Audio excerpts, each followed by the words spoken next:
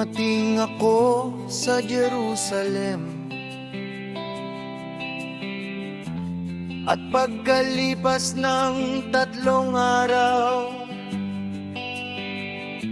ako'y umalis ng gabing-gabi, kasama ang ilang kalalakihan. Hindi ko sinabi kanino man ang ipinapasaloob sa akin ng aking alayan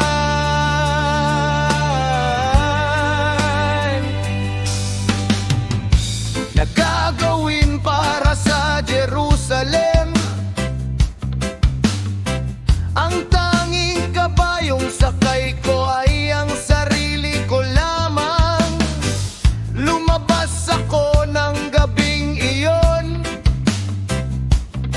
sa pintuan ng Libis, patungo sa balon ng dragon. At sa pintuan ng Dumi, pinagmasdan kong mabuti ang mga naguhong pader ng Jerusalem at ang mga pintuan nitong nasunog.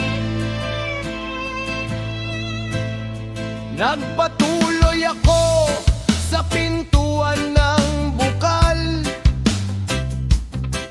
at sa tangke ng hari, ngunit walang mapagdaanan ng aking kabayo.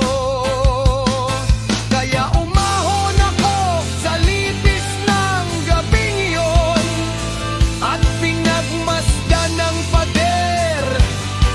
Pagkatapos, bumalik ako at muling pumasok sa pintuan ng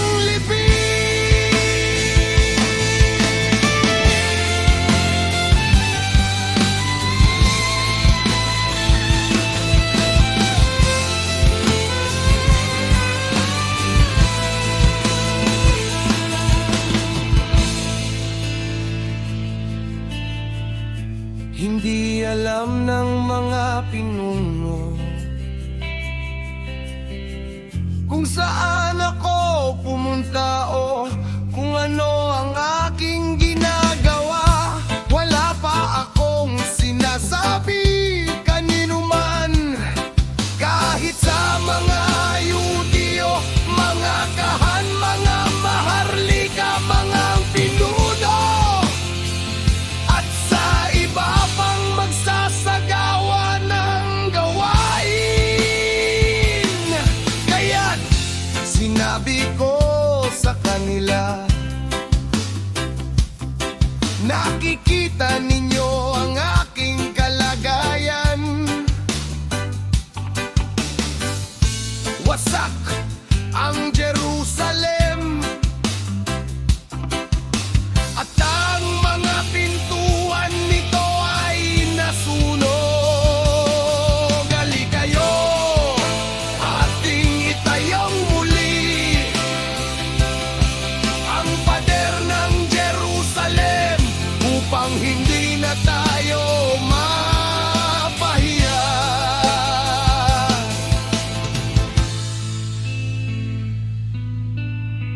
Isinalaysay ko rin sa kanila ang paggabay sa akin ng aking alahaya at ang mga sinabi sa akin ng hari. Sumagot sila, magsimula na tayong magtayo. At nagsimula sila sa mabuting gawaing ito. Ngunit nang mabalitaan iyon ni Sanballat na taga-Horon, ni Tobias na opisyal na Ammonita at ni Gesem na Arabo, kami kanilang tinuya at hinamak. Sinabi nila, ano itong ginagawa ninyo? Naghihimaks